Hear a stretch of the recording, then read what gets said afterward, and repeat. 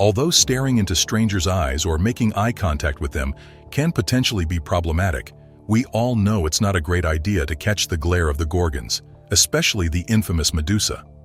Together, the Gorgons carved out a fearsome reputation in Greek mythology.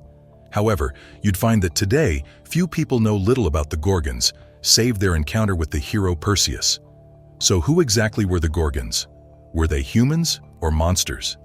How did they strike fear? With their appearance or their powers? What exactly did they represent in the Greek pantheon? How evil were they? While many will be more familiar with Medusa, she was just one of the three sisters who were recognized as Gorgons. Together with Stheno and Euryale, the sisters were sometimes seen as terrifying creatures that were cursed by the gods, or as three attractive women that were feared for their awesome powers. However, even till this day, the jury is still undecided as to what these creatures were. One generally accepted account is that of the poet Hesiod, who was the one who recognized the sisters and their given attributes. It was he who recognized Medusa, the youngest of the sisters, as the guardian. Stheno, the eldest, was known as the forceful, and Euryale, the middle child if you will, was known as the far-roaming.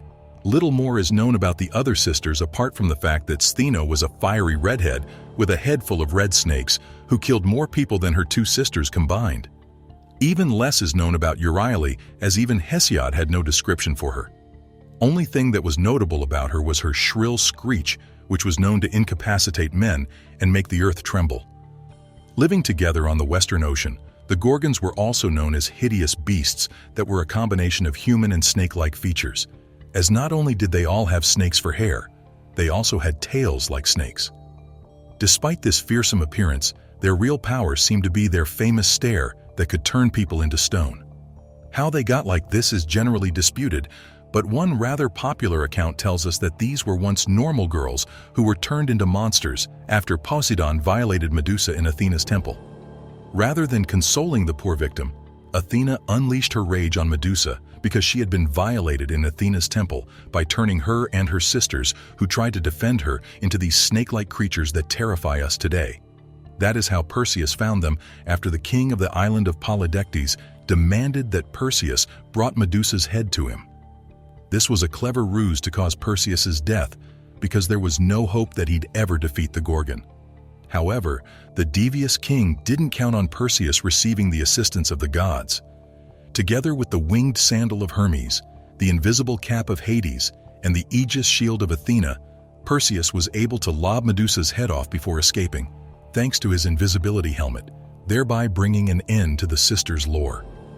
Following this event, Medusa's head was given to Athena, who attached it to her shield. This would prove to be a great move, because the Gorgon's stare was still capable of turning anybody into stone. Just ask Atlas, who got turned into stone by Perseus after a disagreement. Despite their fearsome reputation, the Gorgons also seemed to be symbols of protection, as culturally, the Gorgon's head was often affixed on walls and doors of many buildings so that they could protect the buildings back in the day. Regardless, the Gorgons were still associated with negativity, as their blood was said to be used as poison. Interestingly enough, their blood was also said to be able to resurrect the dead. What do you think was more likely? Whatever the truth about the Gorgons may be, what is certain is that they are among the most legendary Greek mythological creatures ever. As much as we may fear them, we may also be able to sympathize with them after all the misfortune they suffered. Maybe they aren't so bad after all.